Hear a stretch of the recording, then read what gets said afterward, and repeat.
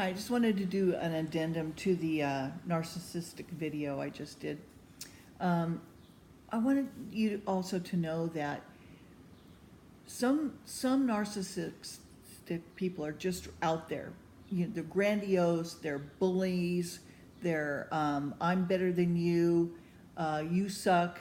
They'll just let you know right off the bat that that they're better than you in some way, somehow. Okay.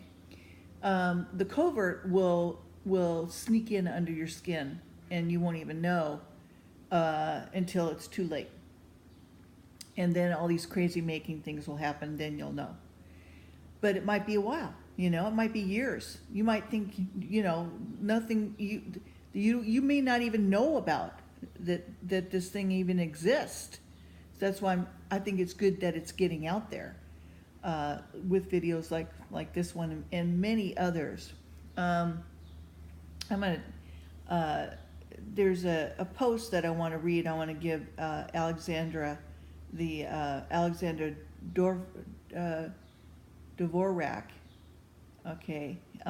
credit for what she's saying here. But it really does, it's really, really good. And how to, not to carry on the backhanded compliments or the direct, insults that you've been given as a child, and so that you can, help your own children, especially if you were married to one. How do you help your children not be wounded, by these individuals? How you can combat it by instilling in your daughter or your son good values about how to be loving about themselves and about others, how to teach them empathy, how to encourage their accomplishments, and to try new things in their life and not to be afraid, and that if they are afraid, that sometimes that's a good thing. It shows them what they can accomplish, even more so sometimes, to go beyond the limit that they think that they've fictitiously placed upon themselves, perhaps. Like if it's rock climbing, they probably think, well, I can't go that high. Well, yes, you can. And if you're scared, just keep going, keep trusting. Or, you can't go diving because you're afraid of sharks. Well, go dive. Go try it. You may be able to overcome that fear, and it's okay. Fear is healthy. Fear teaches you a lot, okay? And it's important. One of the things that Alexandria says, how to talk to your daughter about her body. Step 1, don't talk to your daughter about her body except to teach her how it works, okay? Very good point. Don't say anything that she's lost weight or gained weight. Or just, if you think your daughter's body looks amazing, don't say that. Instead, just say, boy, you look healthy. Man, you're glowing today. Or, or, man, you look so strong. Okay? Don't say anything about other women, how they look, or how other men look. Don't talk about that. Just, okay? Don't keep bringing up the fact that they got to go on a diet all the time, or I'm not eating carbs right now. Your daughter should never think that carbs are evil.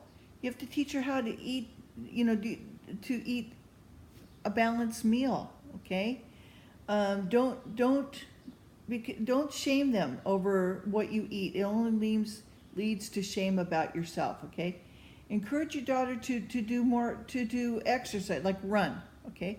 Why? Running relieves stress. Any kind of exercise relieves stress in your body. Encourage them to go outside and explore and hike and go into the mountains. It's spiritual. The Lord, you could talk to the Lord, will meet you there even. Go to the ocean, go to, just get outside and be outside in nature. Encourage them to surf or rock climb or mountain bike, And if it scares them, so what? It's okay to get scared. You know, as long as they're staying safe, okay?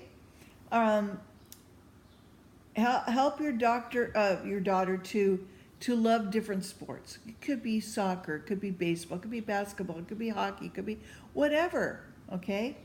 And that no matter what, you'll always need good teamwork. And what is good teamwork about? Okay? Don't make her play something that she isn't absolutely in love with. That goes for boys and girls. Okay? Teach them how to cook. Okay? Teach them how to cook a cake with 6 sticks of butter. Teach them, you know. But by the way, butter is satiating. It's very good for you. Don't, you know, look, life's short. Eat that piece of cake, okay? Don't describe body parts and make it a big thing. Just don't do that to your daughters. What is Alex says, maybe you and your daughter both have thick thighs or wide rib cages. It's easy to hate these non-size zero body parts, okay? Don't. Tell your daughter that with her legs, she can run a marathon if she wanted to. With her rib cage is nothing but carrying a case for strong lungs. Then she can scream and she can sing and she can lift up the world if she wants to. Okay? I've got a great set of lungs. I can do the same thing. Okay? I could run like the wind, you know, until I had like a little, you know, spinal problem. But I could run 20 miles and not be tired. Okay? When I was at my best. Remember that daughter's the best thing that she can do with her body is to use it to mobilize her beautiful soul.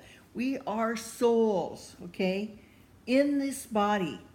Our soul is full of God's light and love and is so precious to the Lord. We are so precious to the Lord. We're precious to angels as well. We are better than angels, okay? We are so loved by the Lord, and that, you know, just demeaning our bodies or making it all about your body and everything is not healthy, okay? It gives you a false image of who you are inside, okay? That this is not permanent. What you're seeing is not permanent. It's going to go away. Your looks are going to go away. Why were you not taught this when you were younger? Looks are only skin deep. That's it. Okay? That's what that means. Yeah, so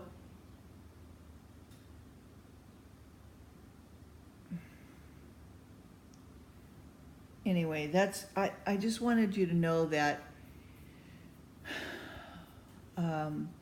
not everybody can get away from the narcissist right away.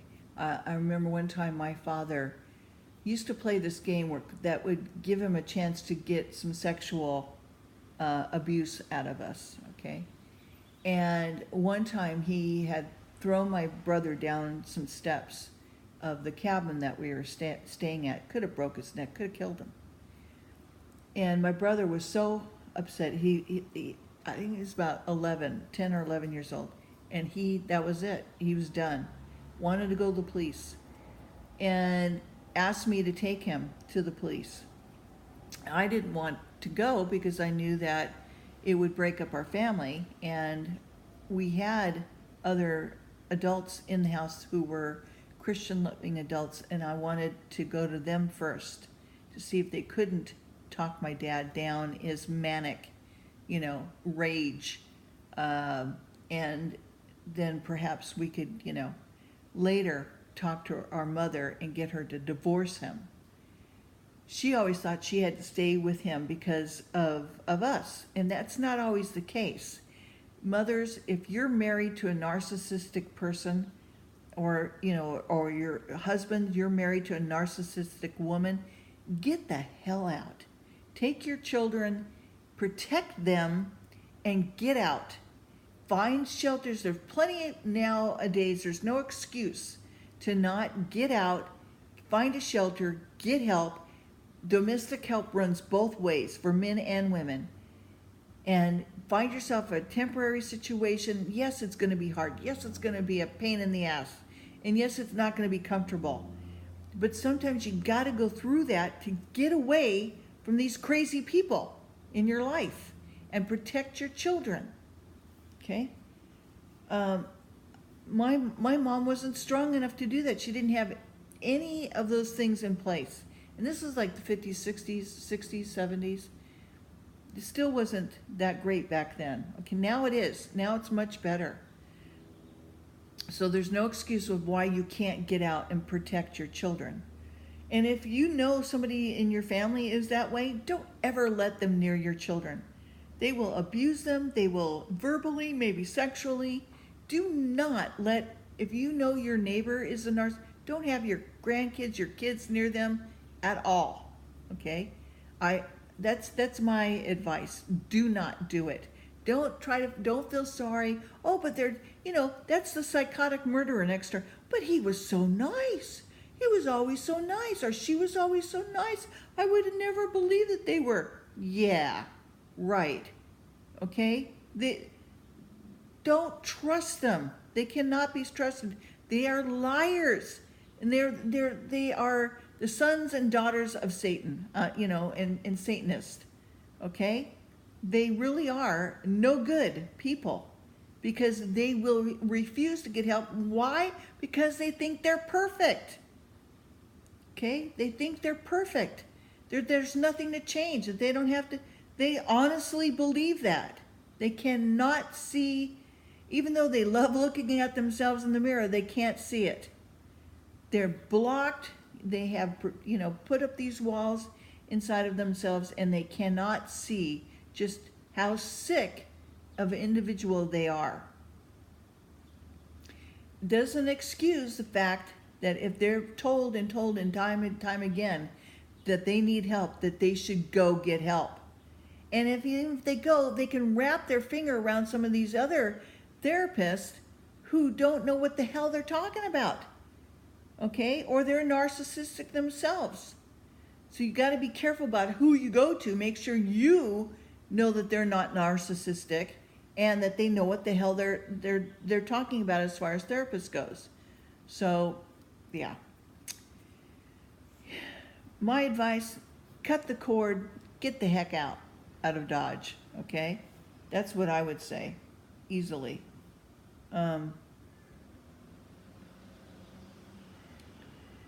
They are liars, okay?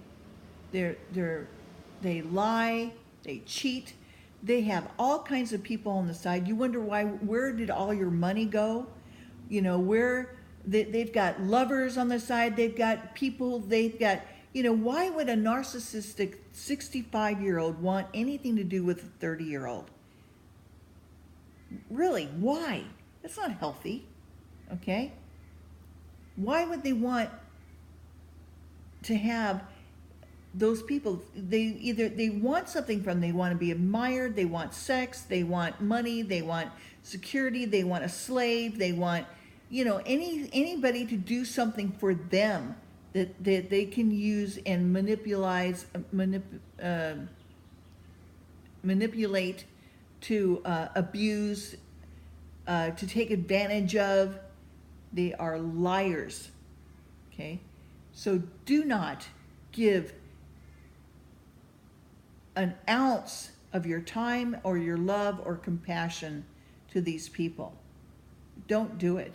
Don't let them suck you into their crazy ass world. I'm sorry, I'm saying a bad word, but it's that serious to me, and it should be to you as well, because I'm telling you, I'm warning you that if you don't do something about it, you're going to regret it. Okay, you're going to regret it. And it's just going to cause you all kinds of mental anguish if you don't get out. And that's not the kind of life that you want to have.